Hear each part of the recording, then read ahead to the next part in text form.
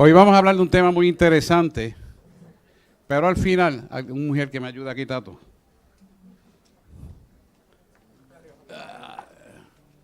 Al final, ayuda ahí, Fran.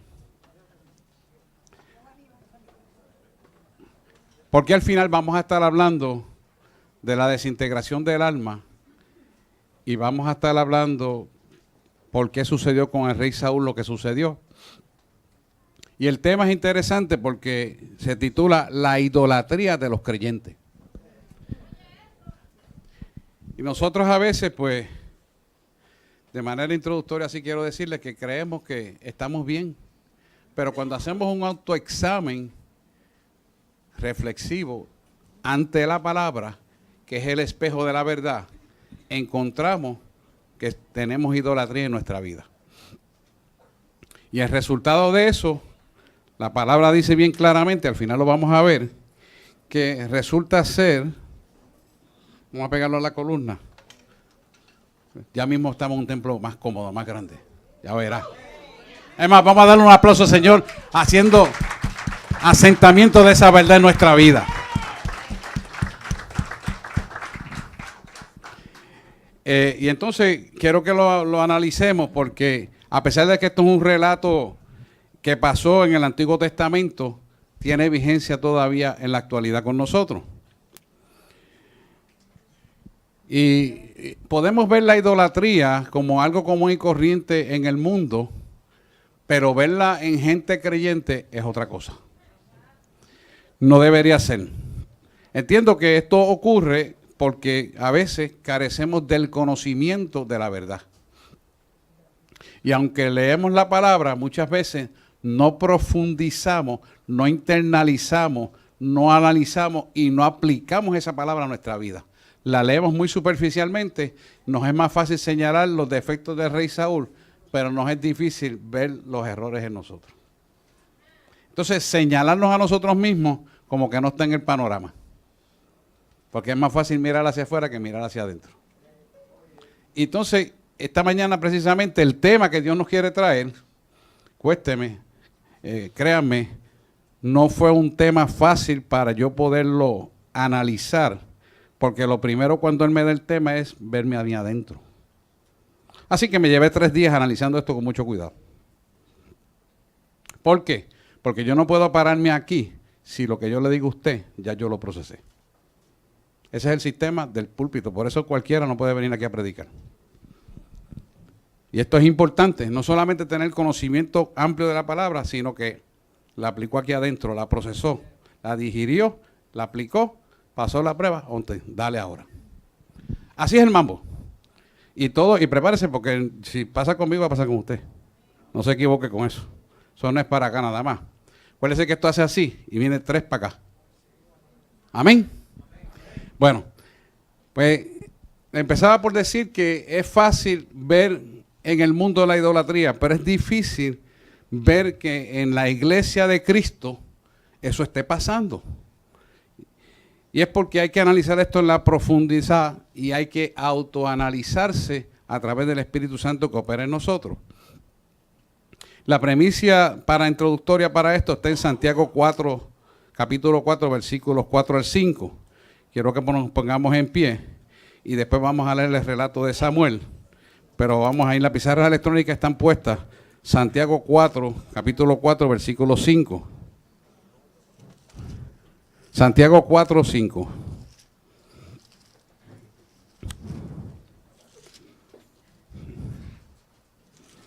Santiago 4, 5. Está antes de Primera de Pedro. ¿Lo tienen ahí?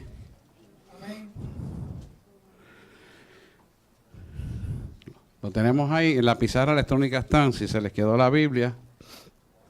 ¿Encontraste ahí, Mari? ¿Y Mari?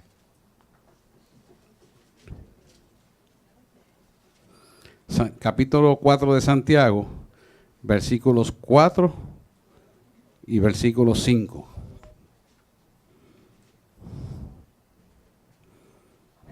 Amén. Fíjense lo que dice aquí. Oh almas adúlteras, ¿no sabéis que la amistad del mundo es enemistad contra Dios? Eso lo podemos entender fácil. Sí, ese es el 4 del capítulo 4 de Santiago. Es el 5, el 4 y 5. ¿Estamos ahí? Vuelvo otra vez. Oh almas adúlteras, ¿no sabéis que la amistad del mundo es enemistad contra Dios? Cualquiera pues que quiera ser amigo del mundo se constituye enemigo de Dios. Y el versículo 5 dice, ¿o pensáis que la Escritura dice en vano el Espíritu que Él ha hecho morar en nosotros nos anhela celosamente? Vamos a dejarlo ahí. Fíjate cómo Él hace un reclamo de que nos ama celosamente y te saca en santidad, o sea, te separa del mundo y te da un amor entrañable, el cual no existe para el mundo, sino para el creyente. No es que no ame al mundo, a la gente que en el mundo, porque el pecado no ama el pecado, pero Él ama al pecador. Pero para el creyente tiene un amor supremo, porque tiene el Espíritu de Dios que no tiene el mundo. Vamos a empezar a diferenciar el trigo de la cizaña. Y entonces vamos a ir a primera de Samuel 15. Eso está en el Antiguo Testamento.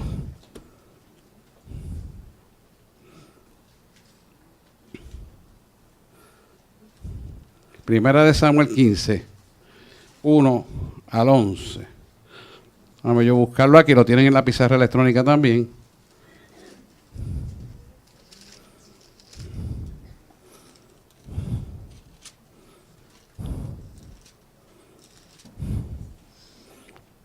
¿Lo tienen ahí? Vamos a leerlo preliminarmente hasta el 11 y después leemos el resto. Dice, después Samuel dijo a Saúl, Jehová me envió a que te ungiese por rey sobre su pueblo Israel. Ahora pues, está atento a las palabras de Jehová. Así ha dicho Jehová de los ejércitos. Yo castigaré lo que hizo Amalec a Israel al oponerse en el camino cuando subía de Egipto. Ve pues y hiere a Amalec y destruye todo lo que tiene y no te apiades de él. Mata a los hombres, mujeres, niños y aun los de pecho, vacas, ovejas, camellos y asnos. Saúl pues convocó al pueblo y les pasó revista en Telaim. Quiere decir que pasó una revista a ver el número de personas que tenía en su ejército. 200,000 de a pie y 10,000 hombres de Judá. Y viniendo Saúl a la ciudad de Amalec, puso emboscada en el valle. Y dijo Saúl a los ceneos, idos apartaos y salid de entre los de Amalec, para que no os destruya juntamente con ellos, porque vosotros mostraréis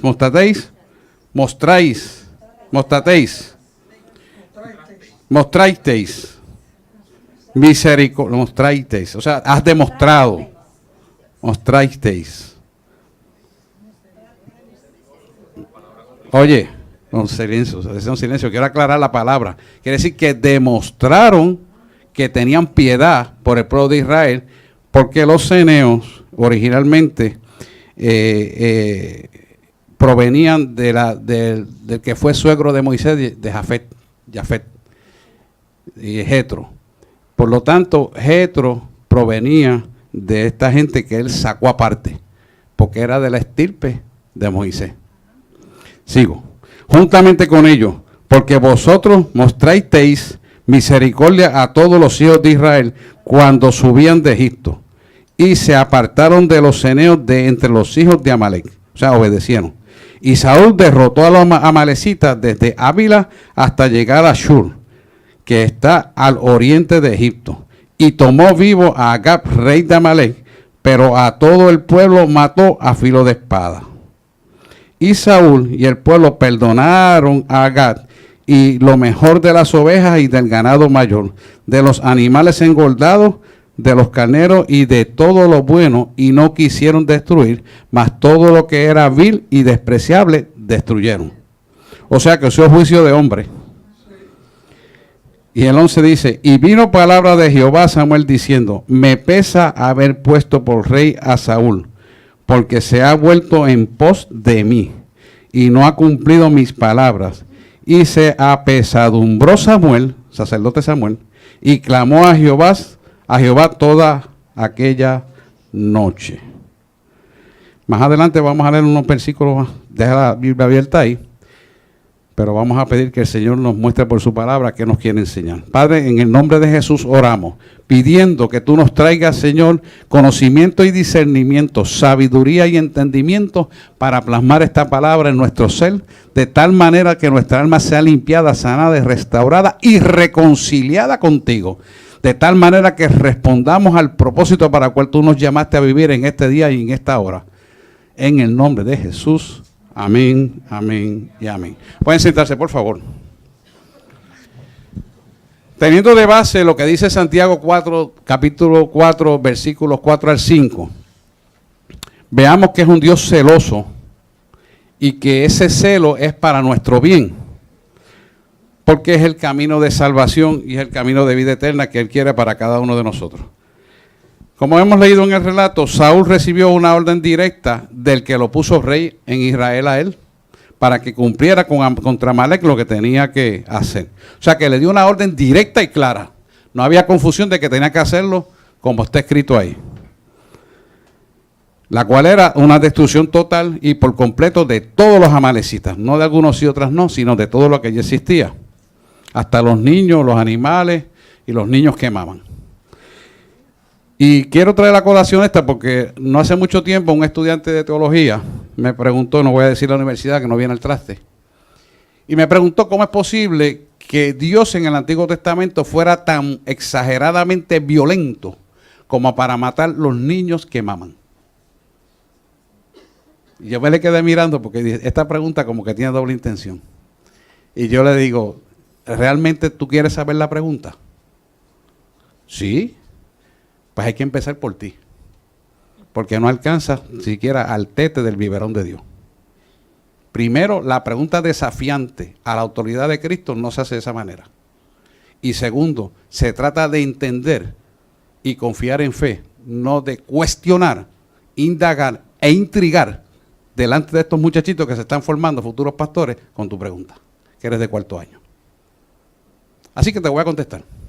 Le hice un char en un papel del que ustedes tienen ahí, y le empecé a explicar lo que es la desintegración del alma, que es precisamente lo que vamos a hablar hoy. Y él se echó a llorar. Porque en el fondo era un rebelde sin causa. Sin causa para él, pero con causa para Cristo.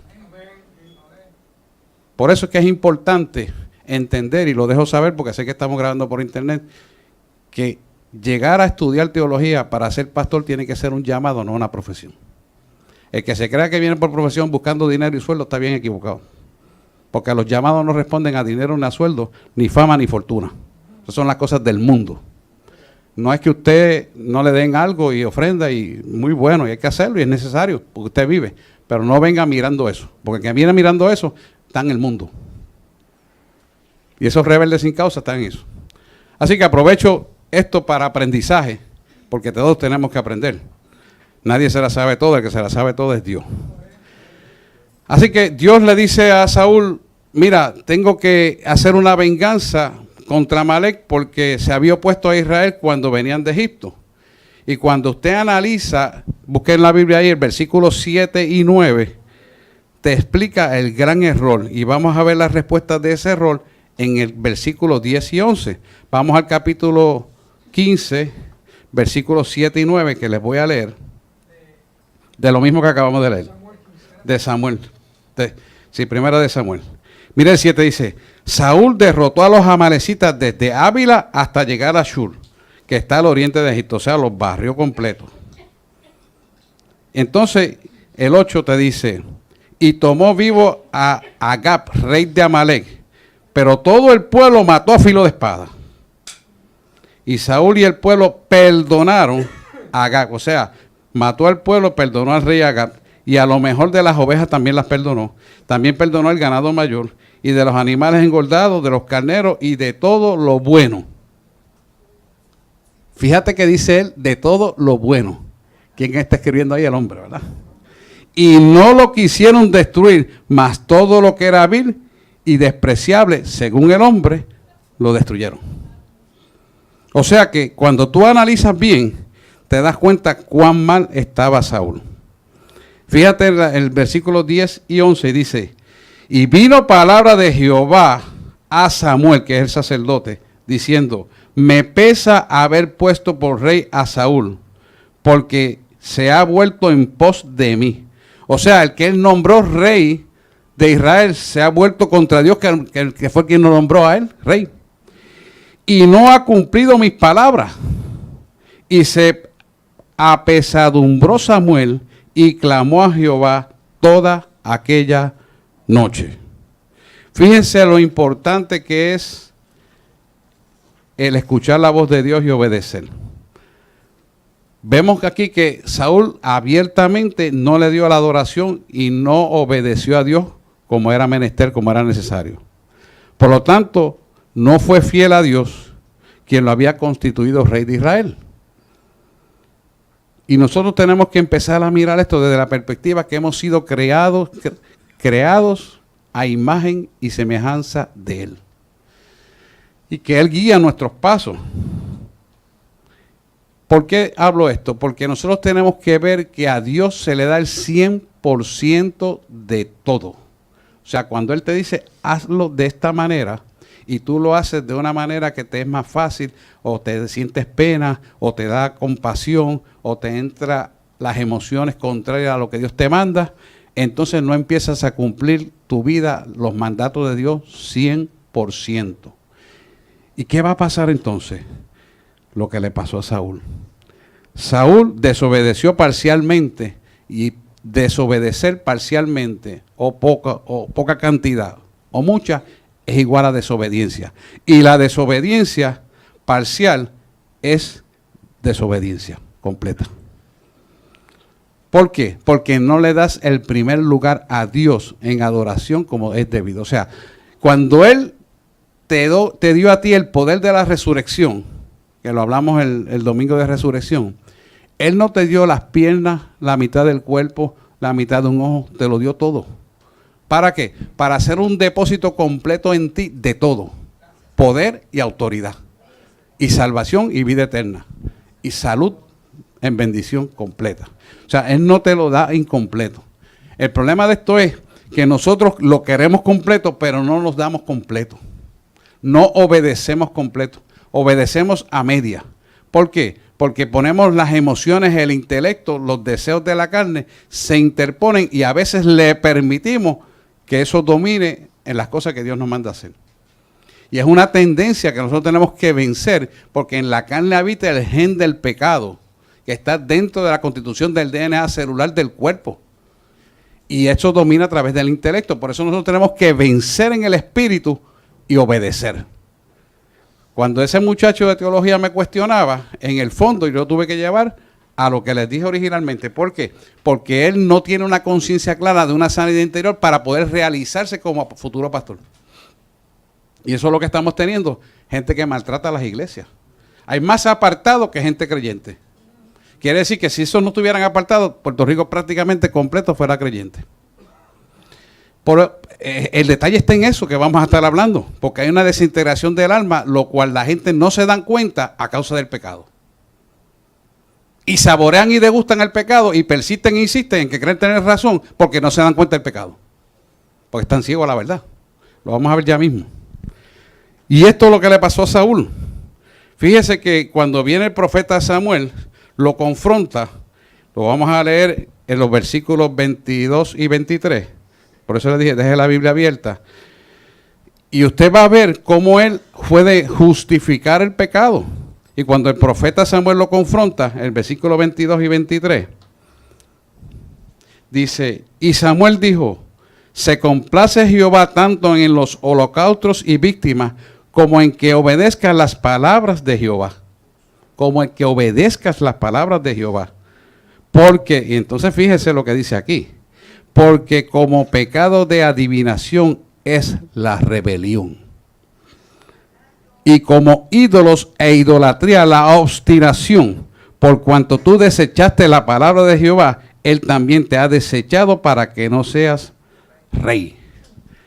Fíjate que está hablando de la obstinación. La obstinación por definición es empujar, es presionar. ¿Para qué? Para sacarte de la verdad. Saúl fue obstinado porque desplazó la verdad del mandato y entró en la desobediencia completa. Y cuando el sacerdote lo confronta, entonces él trata de justificar. ¿Y por qué trata de justificar? Porque la idolatría lo llevó a ser obstinado, lo llevó a persistir, justificar su pecado. Yo no hice esto, pero es que me sentía esto. Yo no hice lo otro porque yo estaba en esto. Yo no hice aquello porque mi tía lo aquí. No, y siempre está justificando. Nunca dice, yo puedo hacer algo más. Esa era la esencia de la introducción que Jeremy les daba. ¿Por qué? Porque no hemos todavía no hemos hecho una completa conversión a la versión de la semejanza e imagen para lo cual hemos sido nosotros diseñados en la creación original. ¿Y por qué no la tenemos? Pues no la tenemos porque no la hemos permitido, porque no la hemos trabajado.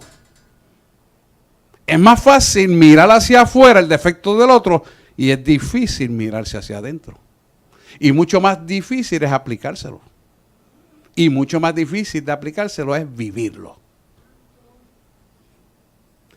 ¿Y por qué le digo tres partes? Porque somos un ser tripartita, alma, cuerpo y espíritu, y las tres partes tienen que responder al Creador. Y las tres partes tienen que caminar al unísono con la creación de Dios. Entonces, tenemos que trabajarlo necesariamente. Así que es necesario conocer la verdad y hacerlo como un estilo de vida, porque cada vez que conocemos la verdad y no la realizamos, se convierte en idolatría hacia lo que queremos pensar y hacer, que es más cómodo, y eso es abominación delante de Dios. Cuando Él está hablando así, significa pérdida de salvación. Esto no es juego. Perder la salvación. Es serio. Es algo que pudiera no tener reversa.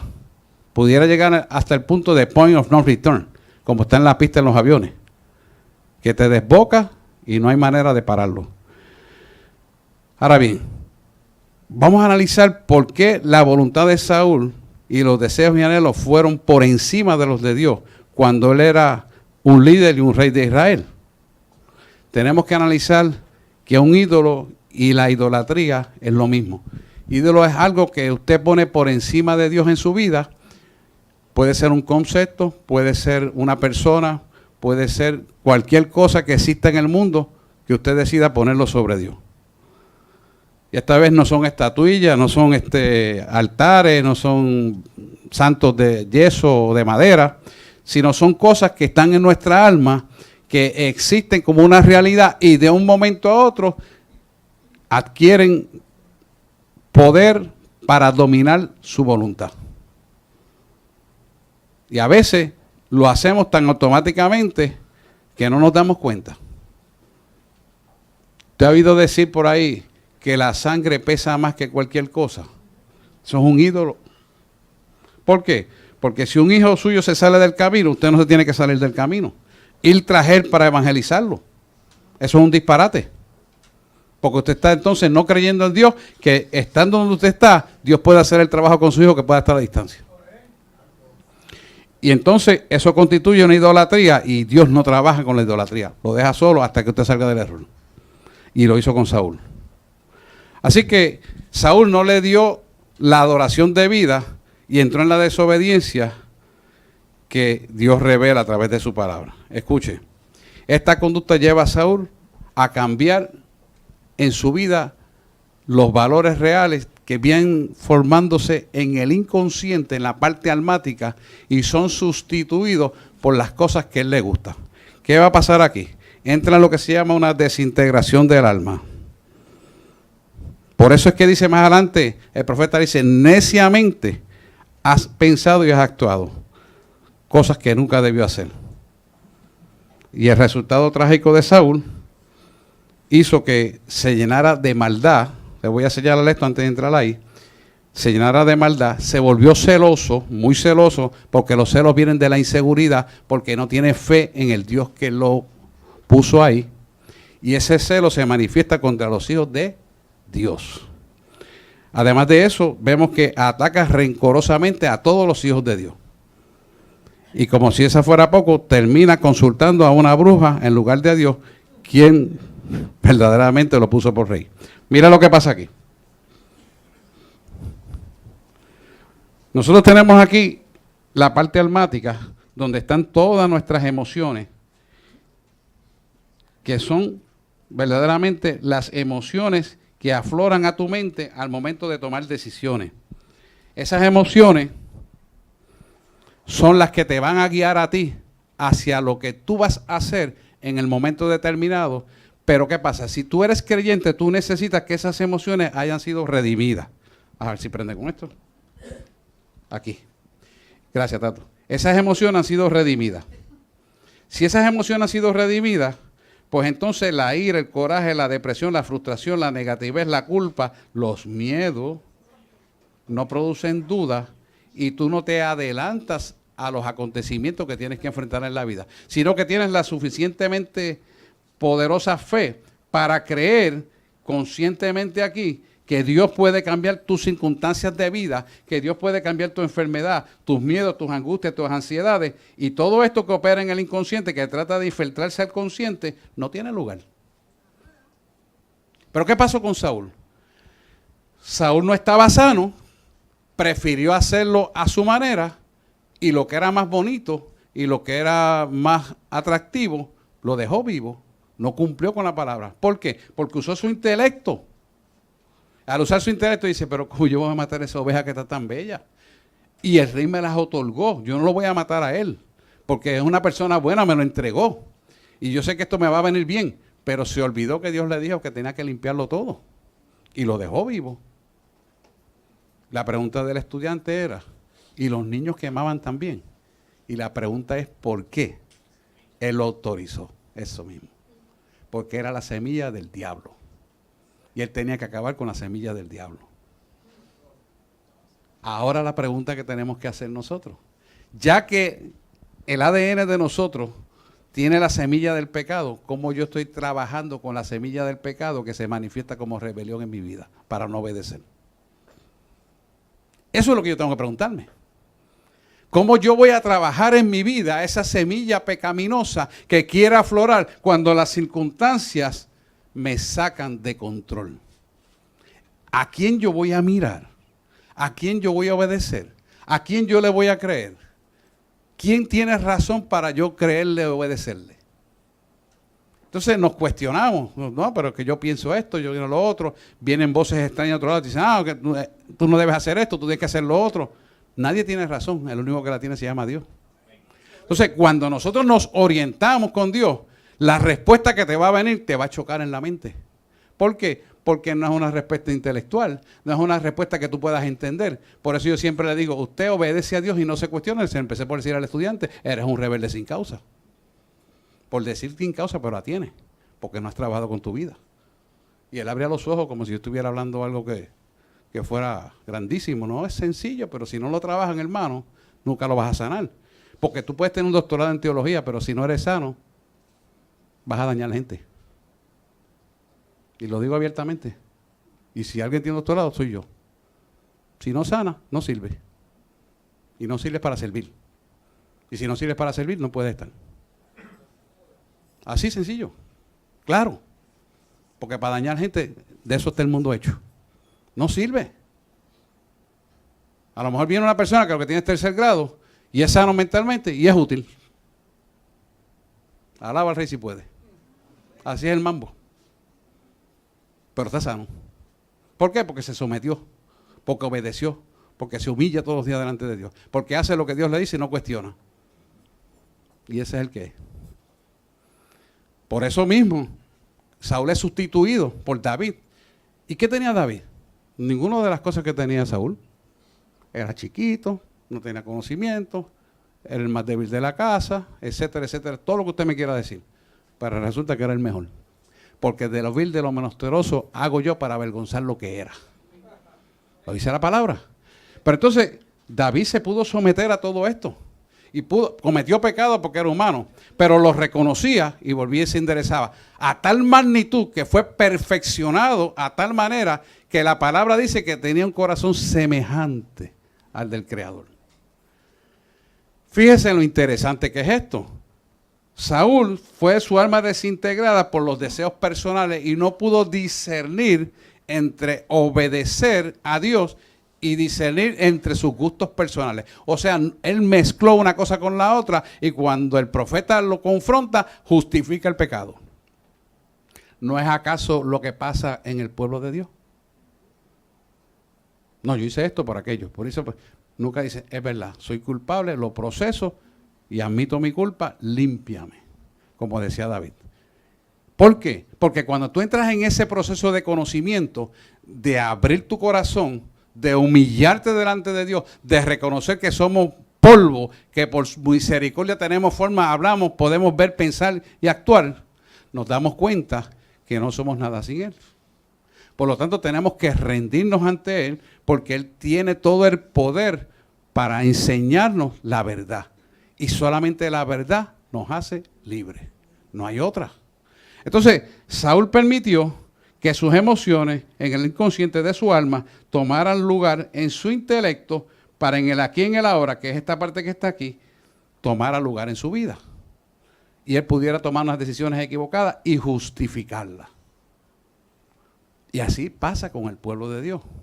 ¿Por qué? Porque si no somos sanos, no podemos ver dónde está el tumor que nos está robando la bendición.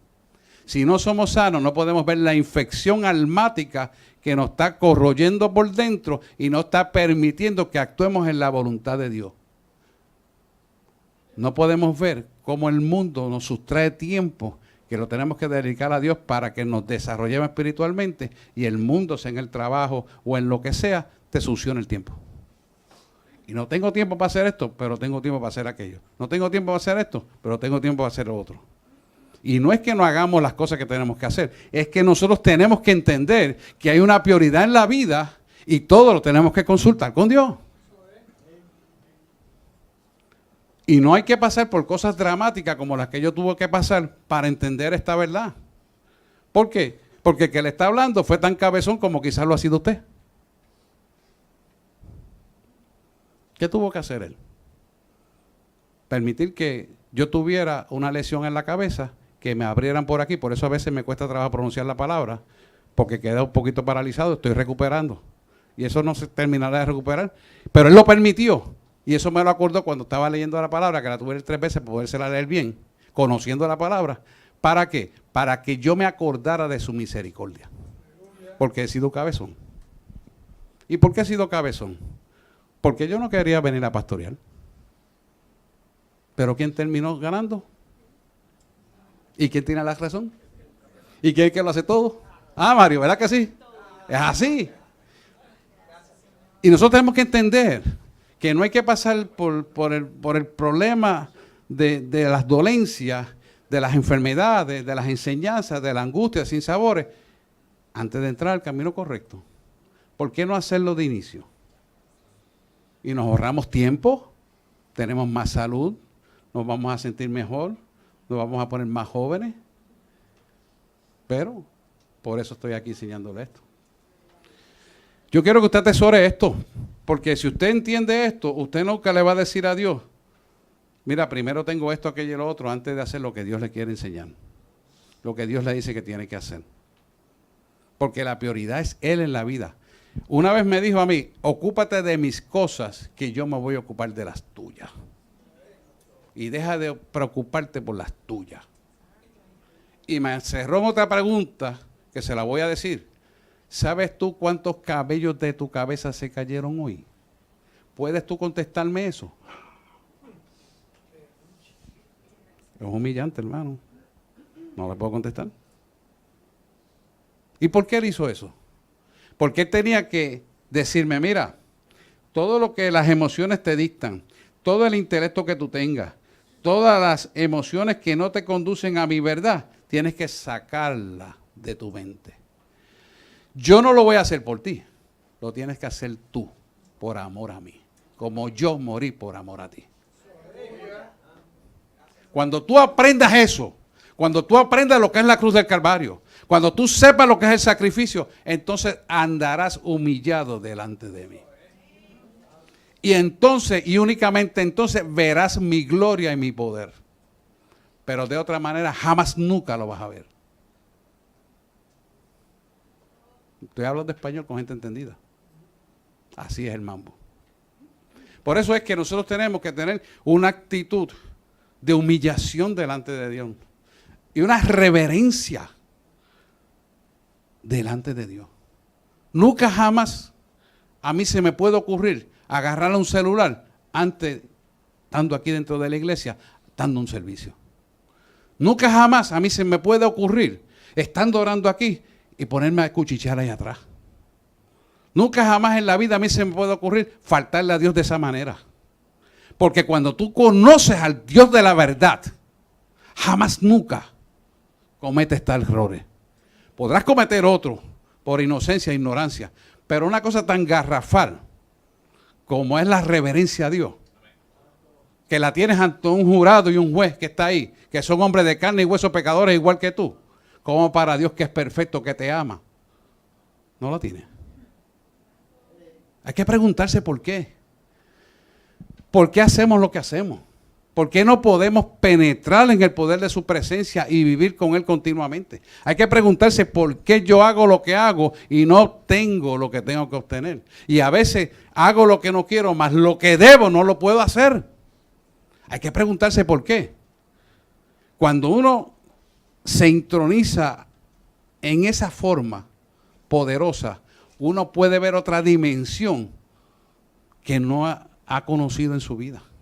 Una dimensión de profundidad, una dimensión de una relación íntima con Dios, una dimensión donde Él abre las puertas para que tú camines, una dimensión donde las relaciones, no fui a aquel sitio para hacer unas relaciones de negocio, pero ¿sabes qué? Como no pudiste y me dedicaste a mí el tiempo, yo te lo traigo a tu casa, yo te lo traigo a tu negocio, yo te traigo el contrato a tus manos y te pongo la bendición a tus manos porque tú te ocupaste de mí primero.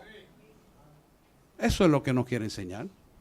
¿Por qué? Porque Él tiene el poder de las cosas del mundo completa para cambiarlas a tu favor. Pero nosotros, en el miedo de falta de conocimiento, permitimos que las experiencias del pasado dominen el presente en el consciente y tomamos decisiones equivocadas.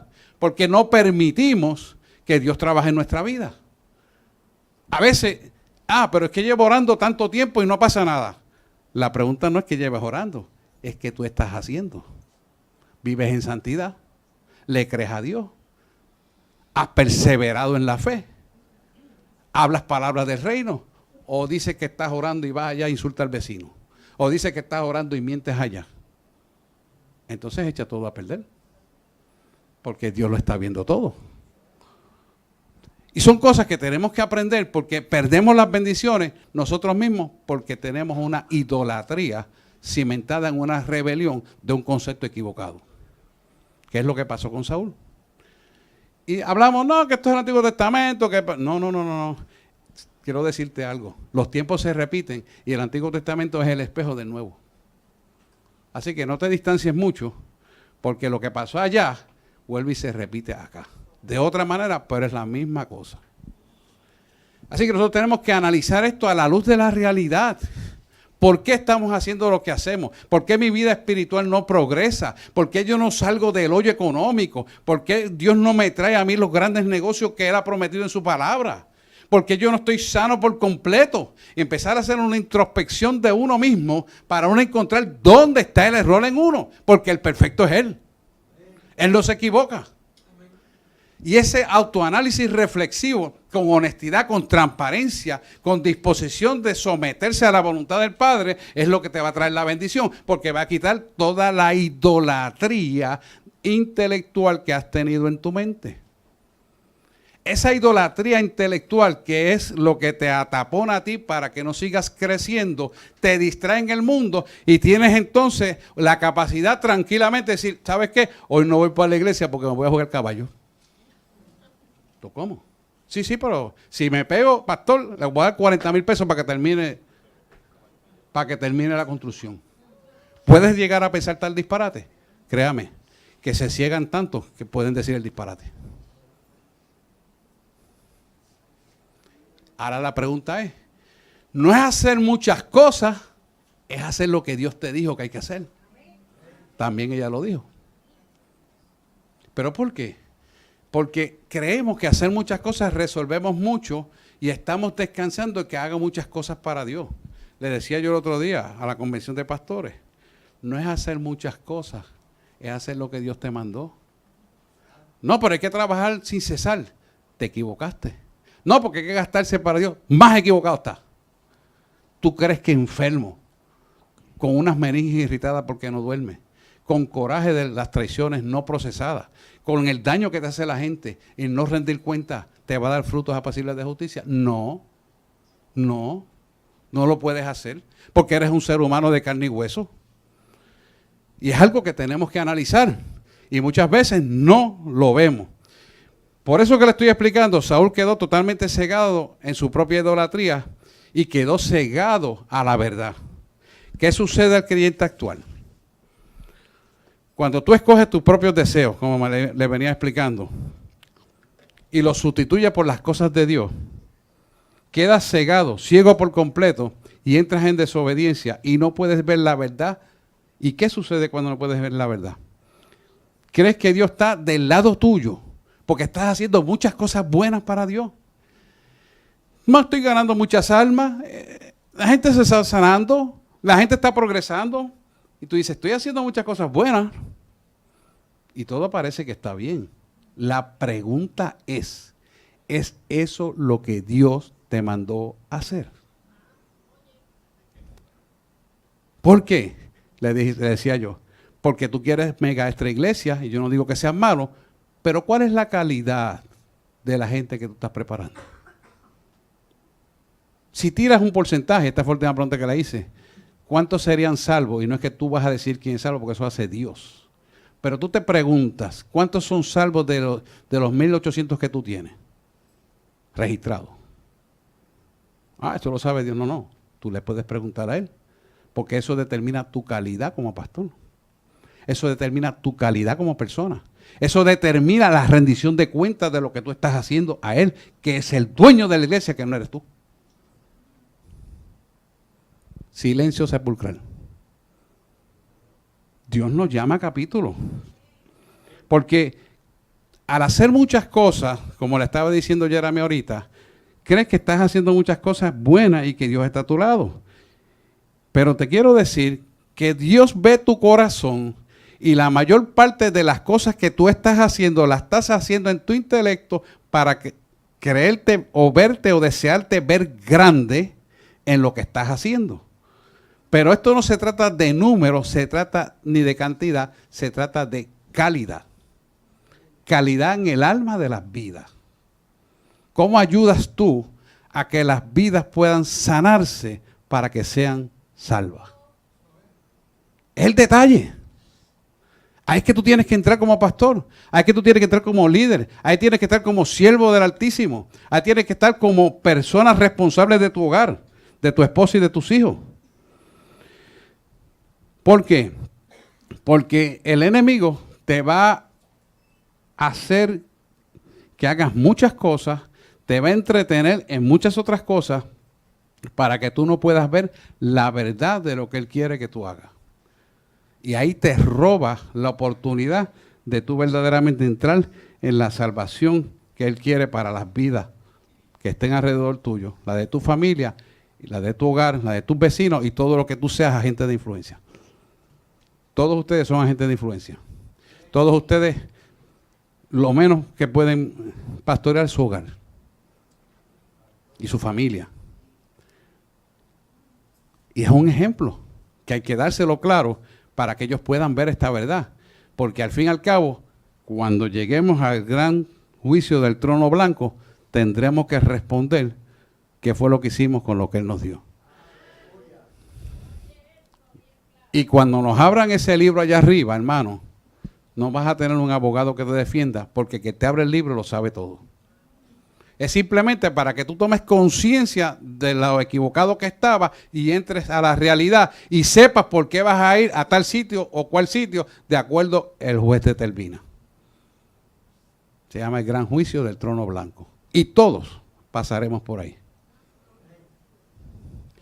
Así que tenemos que saber qué es lo que estamos haciendo y qué es lo que estamos viviendo. Fíjese el versículo 14 al 21. Y les leo. Dice, Samuel entonces dijo, pues qué balido de ovejas y bramido de vacas es este que oigo yo con mis oídos, le dice al rey Saúl.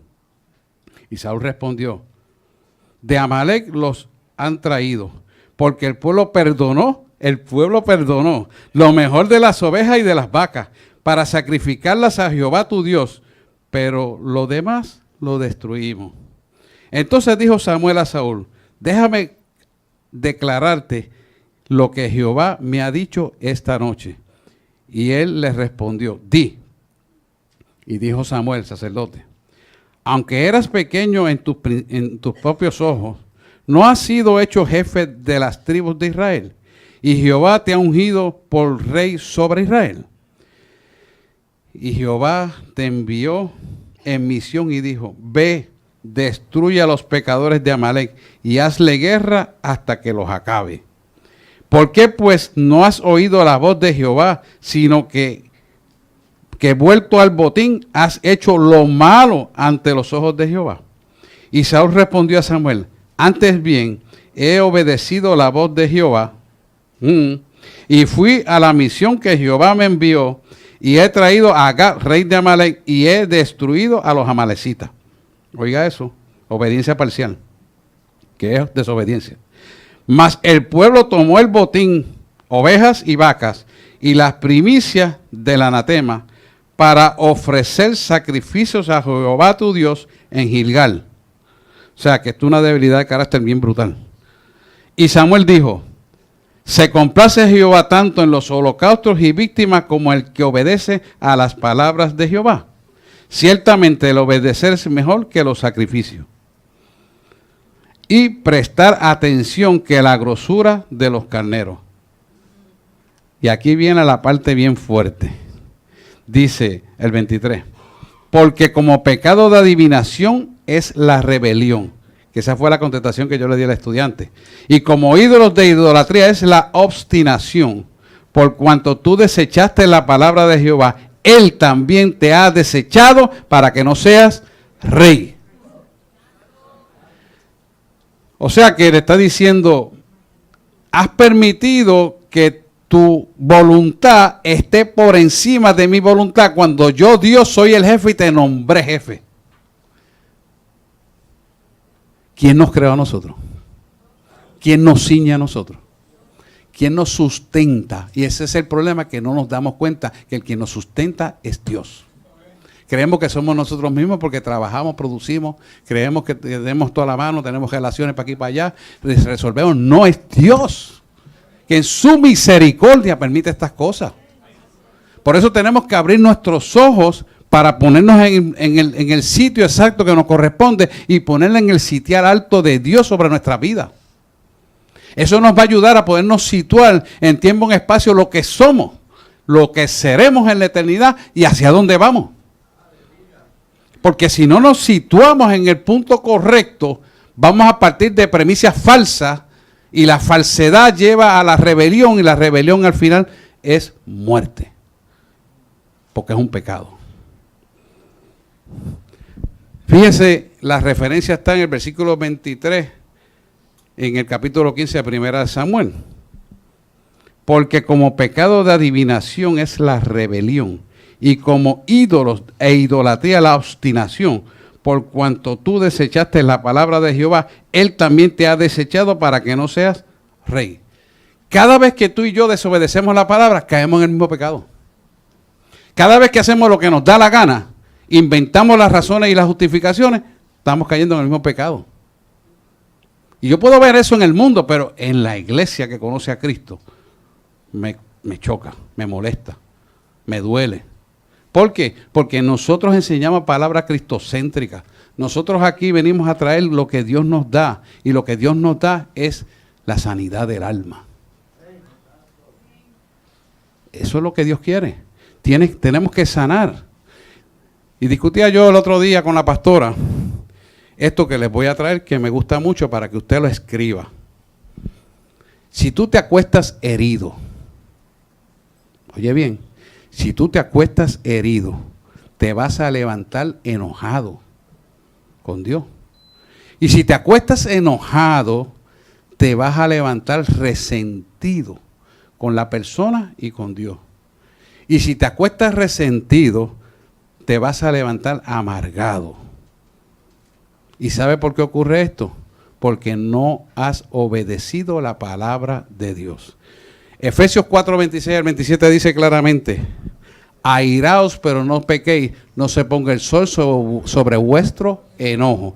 Dice, el versículo 27 dice, y ni deis lugar al diablo. ¿Quién nos está enseñando esto? Que nosotros tenemos que conocer esta palabra, aplicarla a nuestra persona, como ser humano, de tal manera que seamos redimidos de las áreas oscuras almáticas, de los escondrijos almáticos que hablamos los martes, sean limpiados. Porque si tú no limpias la basura acumulada en tu alma, va a aflorar al consciente, del inconsciente que está, pasa al consciente, y eso es como una idea que entronizas. Yo tengo que hacer esto porque me tengo que entretener. Yo te quiero decir que no hay cosa más libertadora, sanadora, restauradora de tu vida que la palabra de Dios. ¿Por qué? Porque la palabra es el alimento que da la energía para el sostén de tu alma, que sostiene todo tu ser. Cuando una persona almáticamente está destruida, digamos que está, por ejemplo, va a coger una depresión, responde en actitudes depresivas, está en una abierta irritación continua, aunque esté en pasividad. ¿Y por qué? Porque está pasivo, porque no tiene energía, pero al final, en el fondo, está rebelde y dolido hasta más no poder. Entonces, cuando se le acerca a alguien que le molesta un poquito o que figura de autoridad, responde con una forma incorrecta de ser, por no usar palabras malas. Sí, una conducta hostil. Y eso responde a que en su estado de ánimo o anémico, como decía ella, en su alma está herido y nunca procesó la herida. O está resentido y nunca procesó el resentimiento. ¿Y qué va a pasar? Que entonces cuando mira a la gente la ves distorsionada. Y la ves distorsionada porque la mira desde el punto de vista intelectual, no de lo que Dios dice en su palabra que es. ¿Qué pasa cuando la gente está enferma? El complejo de culpa es tan grande que no se creen merecedores de lo que Dios tiene para su vida. Omar, el Señor te dice que te ama con todos tus defectos. Tienes que entender que yo te amo como eres, pero te llamo para bendición. Aramatasai. Entonces, cuando nosotros podemos entender esto, abrimos nuestro corazón y Dios trabaja en todo nuestro ser.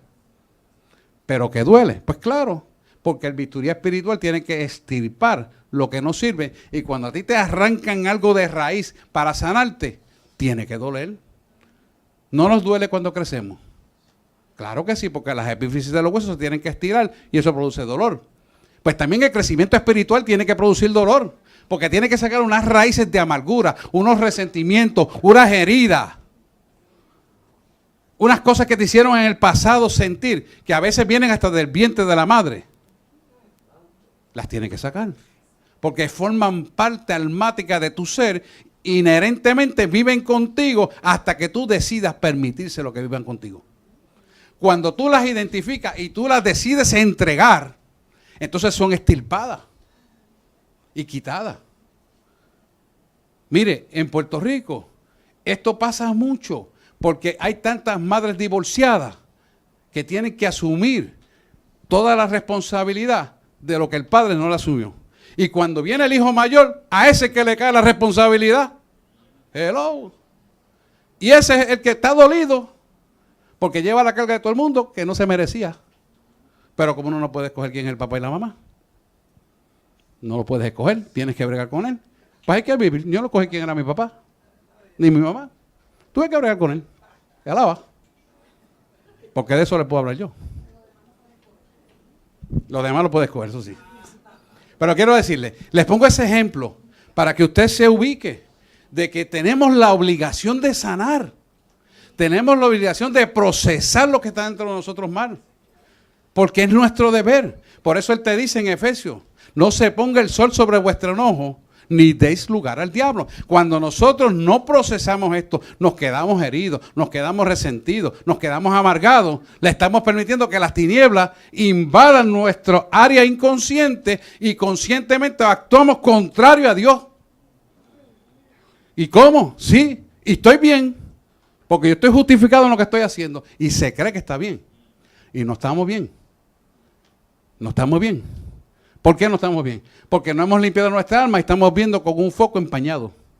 Y no estamos viendo los detalles. ¿Por qué está empañado? Porque nuestra alma está sucia. No está sana. Y al no estar sana, todo el mundo está mal, pero yo estoy bien. Fulano está mal. Fulano está mal. Ah, esto, aquello, lo otro. Pero ¿cómo yo voy a chocar con todo el mundo? Alguien tiene que estar mal. Pero como no lo vemos, no lo creemos. Y así mismo pasa. Cuando tú quieres creer en Dios, no puedes creer firmemente porque hay una perturbación que te empaña para poder ver la fe. Y no la puedes ver porque no conoces al autor de la fe ni el consumador. Cuando el consumador te quiere llevar a consumar esa fe y te pone en la prueba, tú no me gusta esto, yo no voy a pasar por eso. Y rechazas la prueba. Pues ¿cómo vas a crecer?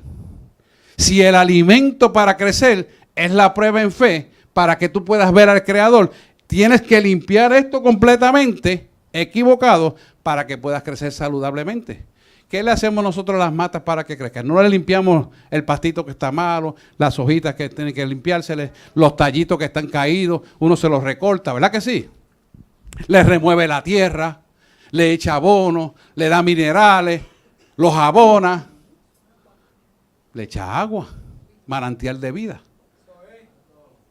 De ahí salen las aguas salutíferas, que es manantial de vida, que es Cristo mismo, es la esencia base de la sanidad interior, que damos los martes aquí. ¿Pero por qué? Porque si no permitimos que eso salutíferamente entre a nosotros, limpiando toda la escostra de las viejas actitudes, de las viejas experiencias, de los dolores, de los sinsabores, de las enfermedades, de los dimes y diretes, de los abandonos de los padres, de las madres, de los maltratos, etcétera, etcétera, etcétera, no vamos a limpiar nuestra alma. Si no limpiamos nuestra alma, va a estar llena de heridas, de resentimiento, de coraje, de ira, de contienda y finalmente un complejo de culpa que te hace sentir no merecedor de la bendición de Dios. La pregunta es sencilla. ¿Acaso Dios te llamó para que entraras en sufrimiento? ¿Dios te llamó para que estuvieras en enfermedad? De ninguna manera, diría Pablo. No es cierto. No, que tienes que aprender a vivir con el dolor. No he visto semejante disparate. Dios no te creó para que sufriera. Dios te creó para bendecir tu vida y de ningún bien carezca. Ese es el evangelio que la iglesia debe proclamar, porque es el evangelio bíblico. Es lo que está avalado por la palabra. No es que yo tengo que acostumbrarme y sufrir. No. Tú sufres mientras limpias tu alma por decir que sufres, pero realmente el sufrimiento no es tal. Es que para poderte limpiar te tienes que desprender del egoísmo, de la seguridad falsa que tienes para sentir entonces el verdadero Cristo. Lo voy a decir en arroyo de habichuela. Dios me tuvo que quitar los millones para tener la seguridad en Él. Más nada te voy a decir. Alaba al Rey. Si no me lo quita, oye bien, yo nunca lo hubiera conocido. Porque pude ver que cuando Él me quita lo que yo me anclaba como productor de millones, era bueno. Entonces ahora tú vas a saber que yo soy el gran yo soy. Está escrito allí en la pared. Me tardó años aprenderlo. Está escrito. Cuando usted salga, mira a la izquierda y dice, yo soy. Yo lo escribí sin conocerle a él. ¿Qué le quiero decir? Tenemos que aceptar desprendernos de las cosas que son idolátricas, de las cosas que te hacen sentir seguridad, que son pasajeras, efímeras y momentáneas, para que entres en la seguridad de Él. Y esto no quiere decir que tú tengas que pasar por lo mismo que yo pasé, porque no todo el mundo es igual. Pero me puse de ejemplo porque no quiero hablar de nada que pueda perturbarle a usted su paz. Me pongo de ejemplo a mí. Puede ser que la idolatría tuya sea entretenimiento, puede ser que la idolatría sea cualquier otra cosa que no tiene que ver con lo que estamos hablando, pero es idolatría porque está primero que Dios. De eso es que yo le quiero hablar. De eso es que nos está hablando. Porque nos enfocamos en las cosas de este mundo. Por eso él empezó diciendo en Santiago 4, versículos 4 al 5, la amistad del mundo es enemistad contra Dios. ¿Por qué? Porque el mundo te va a querer poner en primer lugar las cosas de este mundo y entonces tú pones a Dios en segundo, tercero, cuarto lugar, según mejor te parece y te acomoda. Cuando Dios te lo puede dar todo, incluyendo los millones de pesos. De hecho lo hace. Lo hace porque esa es su palabra comprometida contigo y conmigo. Él es el proveedor, Él es el sustento, todo es de Él y para Él y por Él se sustenta todo. O sea, lo está diciendo claro, o sea que no hay ningún bien que tú puedas carecer. Pero si no lo enfocamos de la manera correcta, entonces ponemos a Dios en segundo o tercer lugar y las bendiciones que jamás nunca añaden tristeza, que esto es importante, porque tal vez yo llegué a tener aquello, pero tenía mucha tristeza porque le quité tiempo a mis hijos, porque le quité tiempo a las cosas importantes de mi vida, que no son reparables. Y a lo mejor Él quiere enseñarte que lo primero son tus hijos. A lo mejor Él quiere enseñarte que disfrutes el matrimonio. A lo mejor Él quiere enseñarte cómo desarrollar el amor familiar para disfrutar la vida plena. Y lo que te haga falta lo va a añadir. Porque Dios es perfecto. Él dice en su palabra que de ningún bien careceremos. Quiere decir que vamos a tener la abundancia de todo para dar medidas rebosadas y abundantes y apretadas. ¿Qué nos quiere decir eso? Que te quiere dar de todo, pero es en el orden que Él lo quiere llevar. Donde lo pongas a Él primero siempre. Y por consecuencia de estar en el primer lugar, las demás cosas os serán añadidas. Si nosotros entendemos esto y podemos confiar en esto, entonces el autor y el consumador de nuestra fe bendecirá tu vida abundantemente. Y todos los enemigos que tú tengas te serán quitados, porque pelearán contra el Dios que tú le sirves y Él abrirá el espacio y los negocios y todo lo que tú necesites para que tú vivas en el poder de la resurrección que te ha llamado a vivir en estos días. ¿Qué es eso? Y con esto nos vamos a adoración. Eso es que le has dado la primogenitura tuya en tu corazón a Cristo. Cuando tú le das la primogenitura de tus pensamientos, de tus palabras, de tu obra a Cristo, Él se encarga de que todo lo demás te sea fácil. De que tú prosperes en todos tus caminos como ha prosperado tu alma. Y entonces, ¿qué pasa? Como has prosperado tu alma y todo te ha sido próspero, esa prosperidad que Él te da no tendrá tristeza. La del mundo dan tristeza, pero la de Él no dan tristeza. Y la descendencia que le deja a tus hijos tampoco vendrá con tristeza. ¿Por qué? Porque ellos han recibido la bendición que tú has construido porque le has dedicado a Dios en primer lugar y con consecuencia tu descendencia será bendecida. Oh, denle un aplauso al Señor, porque eso es lo que Él quiere. Esa verdad, con esto nos vamos, esa verdad es para cada uno de nosotros. Hoy es un buen día para reenfocarnos hacia lo que Dios nos quiere dar y alinearnos nosotros, porque la construcción de la verdadera bendición comienza con los patriarcas y los matriarcas de esta casa. Si nosotros nos ponemos como tiene que ser, Él va a poner en orden todo lo demás y por consecuencia ninguna bendición que ha de venir a nosotros añadirá tristeza. Esto es importante. Muchas cosas del mundo que yo tenía estaban comprometidas con cosas que no le agradaban a Dios. y no que fueran ilegales, pero no le agradaban a Dios. Hoy, todo lo que me añade es bendición y le agrada a Él. ¿Y sabes qué? Se la va a dejar a toda la descendencia y esa bendición incluye a cada uno de los que están aquí. Porque yo oro por esa bendición de cada uno de ustedes. Y cuando usted está caminando derecho, créame que la recibe. La recibe. Y usted conoce muchos testimonios. La reciben. Gente que vino aquí sin ningún negocio quebrado, tienen negocios prósperos. Y tienen dinero. Y tienen cosas para darle a otros. Pero porque ya hubo un andamiaje y un fundamento correcto para él sembrar la bendición. Esa es la forma de hacerla. Lo que tenemos que entonces nosotros ver, ¿qué yo tengo que hacer para quitar esa idolatría que es como pecado de obstinación? Para que mi vida sea bendecida, que lo que me deben me paguen, que los negocios se abran, que los contratos vengan, que las relaciones se establezcan. Porque todo eso se establece en el espíritu. Y cuando se establece en el espíritu, en el mundo material, desciende como si fueran unos tentáculos así, para usted relacionarse con la gente que le va a bendecir su vida. Pero usted recíprocamente, entonces viene ¡pam! Y le bendice. Y se convierte en un ciclo, donde usted recibe y da y da y recibe, da, recibe, recibe y da. Y cuando se entra en ese ciclo, es tan abundantemente, que no para la bendición, no cesa. Le doy un ejemplo, Mary Kay. ¿Quién es Mary Kay? Yo la atendí como pastor hace muchos años. Y fue botada de un salón de belleza. Mire dónde está. En el mundo entero hay Mary Kay. ¿Sabe con cuánto vive ella? Con el 10% de la ganancia. El resto lo da para otras entidades. Un ejemplo nada más. Puedo hablar de 5. Es un ejemplo. Porque nosotros a veces no deberíamos depender de ejemplos para hacer las cosas. Pero se los traigo para que usted lo vea. Deberíamos de creer en fe. Porque la fe es la que vence al mundo. Amén. Pues vamos a orar y nos preparamos para adorar. Si usted oyó esto por internet y está escuchándonos y quiere hacer esta oración, iglesia, ayúdame, porque por internet esto va a llegar a donde tiene que llegar.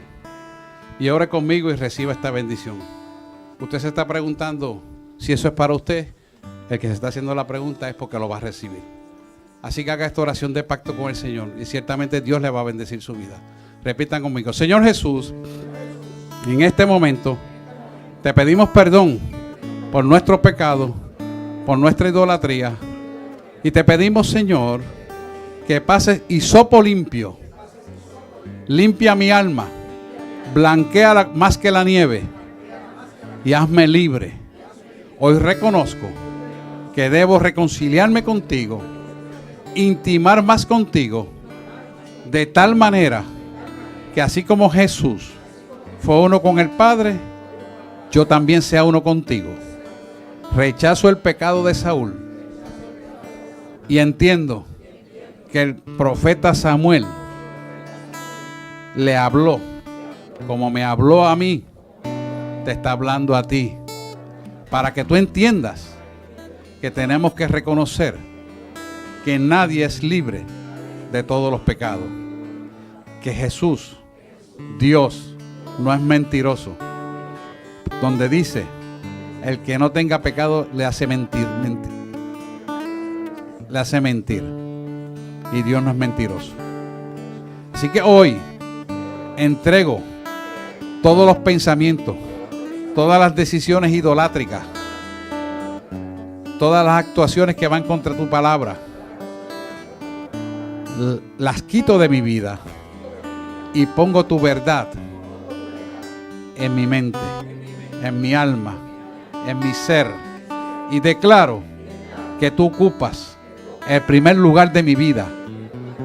Te preguntaré todo lo que hago para que me autorices a hacerlo, y así lo haré conforme a tu palabra y a tu decisión. En el nombre de Jesús, amén, amén y amén. Vamos a adorar. Vamos a darle un aplauso al Señor. Sé que esta palabra es fuerte, hermano, pero necesaria. Vamos a adorar, procese esto. Si necesita oración, pase aquí. Adoramos.